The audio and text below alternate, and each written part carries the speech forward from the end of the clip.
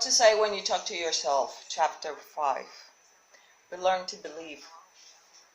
What adults tell us as children has an incredibly important effect on us. It forms what we believe about most of what is going on around us, and almost everything that we've come to believe about ourselves.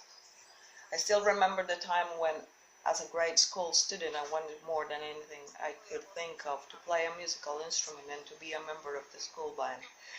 Along with 10 or 12 other students from my school class, I decided to try out for the band.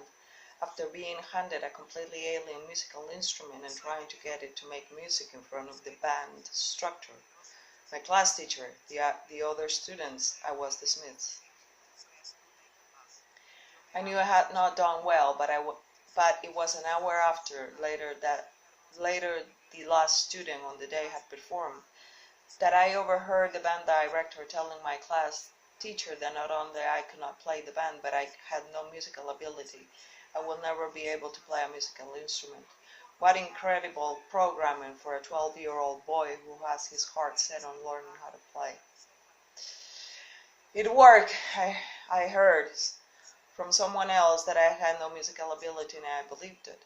I accepted as fact that I had no musical talent and that I never would. It wasn't until years later that I finally got up enough courage to rent a piano, learn some notes, and play it secretly when no one was around to remind me that I could not play. I never did develop the skill I wanted, but I learned after some 20 frustrating years that our school band director was wrong and I had believed him. Here is another example in the opposite. Young Michael, who at the age of 6 often visited the elderly gentleman next door for afternoon chats, was safely out of sight but within hearing distance at the top of the stairs of one evening, ready for bed, when the neighbors stopped by. Little Michael overheard the old man tell his mother that Michael was very creative, and he knew that Mike will grow up to do things that were creative. Today, decades later, Mike Vance has been Dean of Walt Disney University, and more recently, through his personal consulting and his work with major corporations and organizations throughout the world, has gone on to become perhaps the premier creativity trainer in the United States today.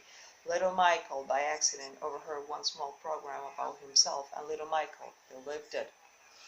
Unfortunately, little of our own programming has done as much on our behalf.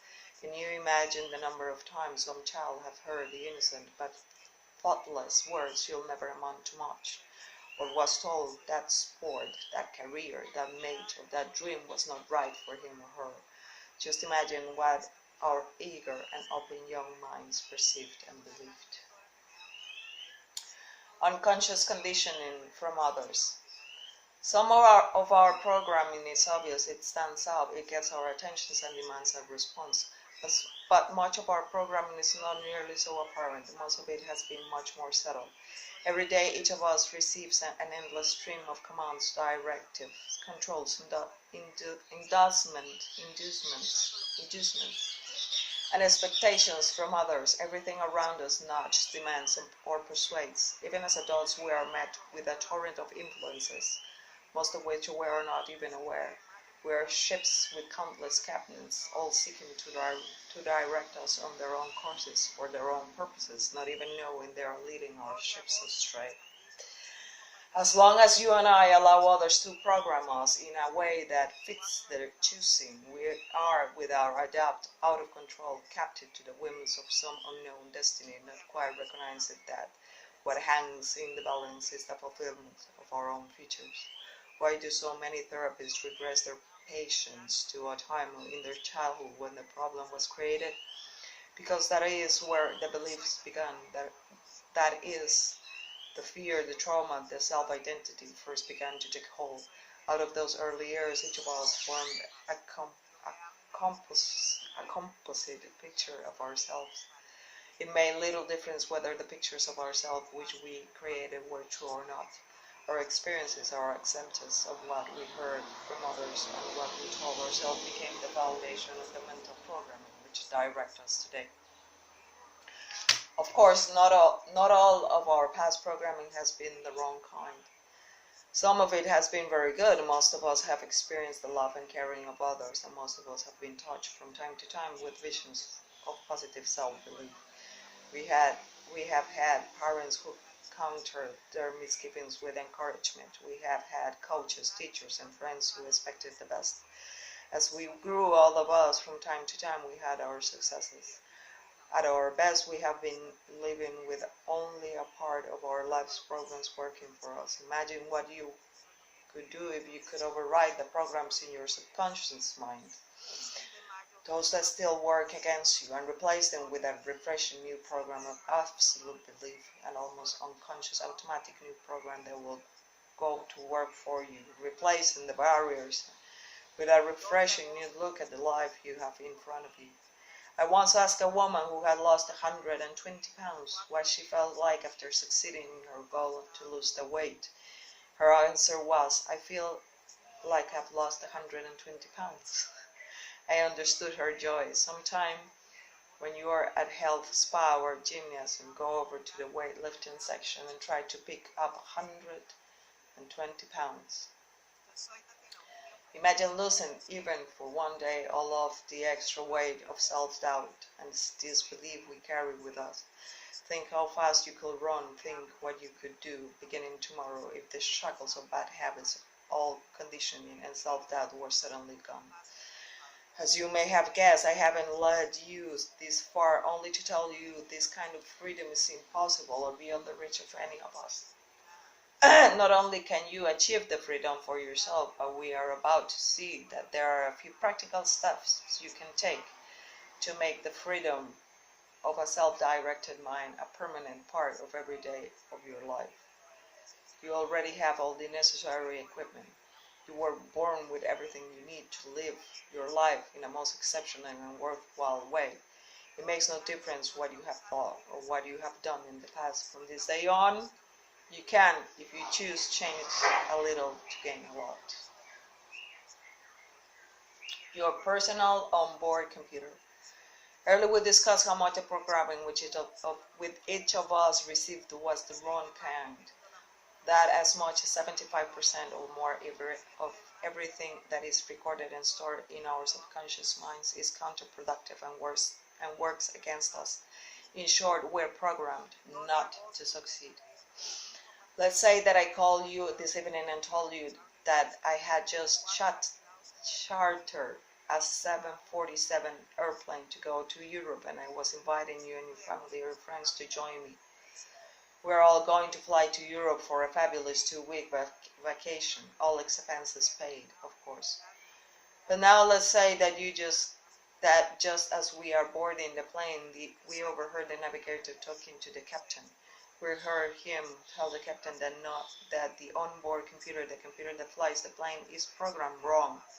It has been programmed so that 75% of the directions that will control the plane are wrong directions. If you know that the plane's onboard computer was programmed wrong, what would you do next? You would get off the plane. You certainly wouldn't want to be on a plane with a bad computer program. You will know that the plane will have to do one of two things. It will either land in the wrong place, not a happy thought while flying over the Atlantic, or it will crash. And that is exactly the kind of program most of us have. No wonder things don't work. No wonder we dream, hope, try, struggle, get by, fall short of the mark or fail. No wonder we would like to get more out of life, solve some problems or reach some goals, but can't seem to be able to. We've got a bad program. We can't seem to be able to. We got a bad program. We have been trying to achieve our goals with our own onboard computer pre-program on holding us back. Do you want to live with a bad program? Do you want to go through the rest of your life literally at the mercy of a program you don't want? You don't have to. You can override almost any conditioning you have ever received in any part of your life. It makes absolutely no difference who, where, what, why, or how you've been in the past. It makes no difference what you believe about yourself or what others might have believed about you. It matters no difference what circumstances life might have tossed in your lap. You can put yourself in control. Now, it's your turn. You can reprogram. You can erase the old negative, counterproductive, work against you programming and replace it with healthy, new, positive, productive kind of programming. And it's easy. Erase and replace.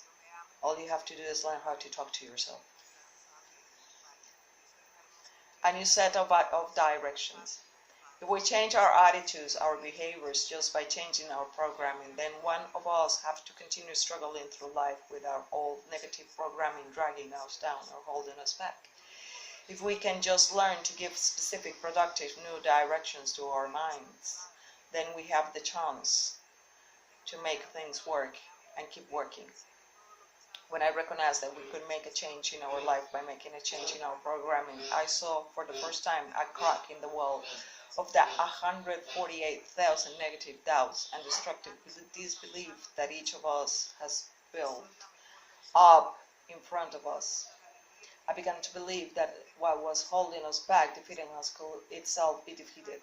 I began to realize that an exciting new future was about to become available to anyone who was standing behind the wall, waiting to get through.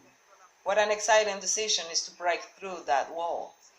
Any of us can do it once we recognize what the real wall is, and we can get past it.